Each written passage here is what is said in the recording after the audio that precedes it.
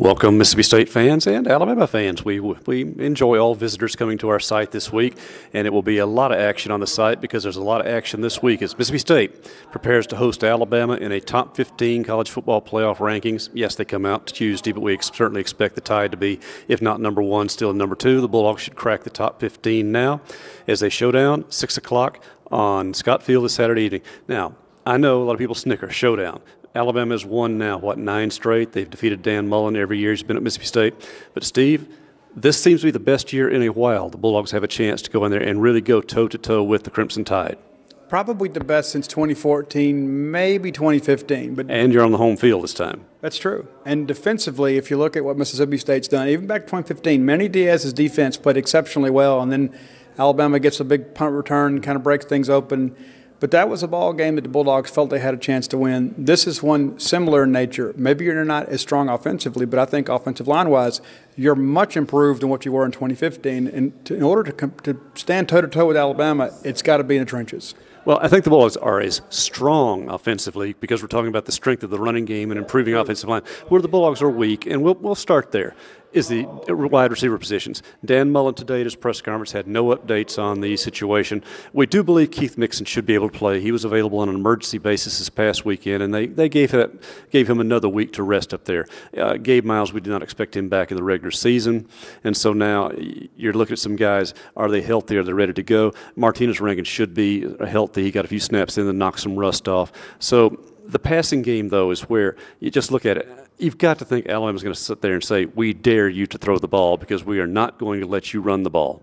It's similar to what they did with Chris Ralph. You know, they just came in and basically said, we're going to stop the run, dare you to throw the football. I expect a similar game plan. But, David, the teams that have had success against Alabama in recent years are teams that have been able to spread the field and throw the football.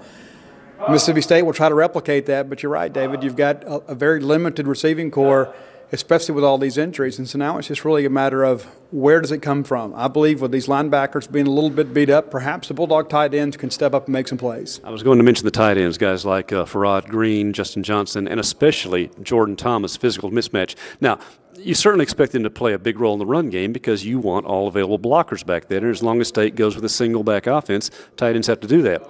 But if you're really good, really smart, and really lucky in your timing, you could spring a guy there and maybe catch some of those linebackers, whether they're healthy or whether they've got substitutes in there. You may get some chances for those matchups you're looking for. It's true, David, and Alabama's expected to play some second and third teamers at linebacker. This could be a situation where you can throw the ball out of the backfield to an Harris Williams or to a Colin Hill and get them in some one-on-one matchups and certainly move the chains. This is going to have to be one of those methodical type games. I don't think that the Bulldogs are going to be able to hit a lot of big plays against a defense as well coached and disciplined as the Tide.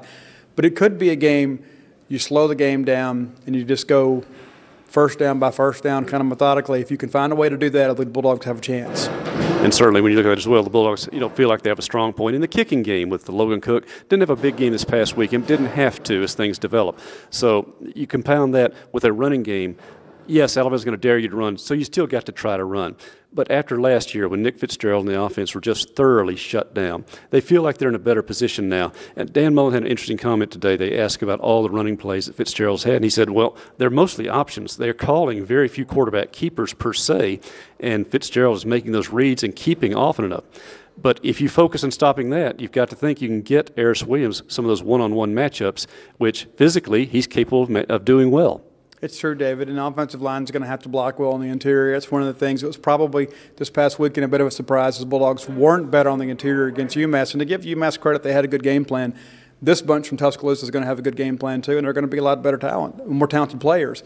Bulldogs are going to have to establish that halfback dive with Harris Williams to open up the zone read and then ultimately to play action. But the bottom line, Mississippi State is a running team that wants to run the football. That's where the skill is in this group, especially while these receivers are on the mend. And I know fans will get frustrated and say, oh, well, you can't just go at them. They're too big, too physical. You got to beat them at the edge. They're better at covering the edge. I mean, you just are not going to outrun them to the corner and make a turn on them. You've got to line up and take on their best shot, and may the more physical, smarter, tougher team win. Well, you got to get a hat on a hat. And, State's going to probably move some people around with those tight ends, try to get some leverage and get a numbers game outside in order to kind of get Alabama on their heels a bit. LSU ran a lot of jet sweeps this past weekend with some success. We could see some of that with State. Not sure who would carry the football unless maybe it's Dedrick Thomas. But the Bulldogs have some opportunities this weekend, but I really believe the best chance State has is to run the football and then really attack those linebackers for the tight ends. Also, getting back to injuries, Dan Mullen does expect Gary Green to be available. He had his ankle twisted. A little show of poor sportsmanship there in the fourth quarter by a frustrated UMass team. But Gary Green, tough guy, should be ready to go at that position. So we don't expect any lineup changes there. This is a case, too, of maybe mixing and matching more. State has several games that recently been using their speed, cornerbacks, and safeties. This looks like a game where you just want to go with as much muscle as you can, particularly the cornerback position. So maybe you see more chances for a guy like a Jamal Peters to get more snaps. Lashard Durr back in the starting lineup. He should be healthy again this weekend as well. And then rotate guys like that, because Alabama's got, they got one really good receiver and a bunch of guys who can make plays in the passing game. And I think, David, one of the things that can't be overlooked is the fact that Jonathan Abram will not be available to Mississippi State in the first half. Does that mean Jamal Peters goes to nickel? Does that mean State changes the alignment entirely?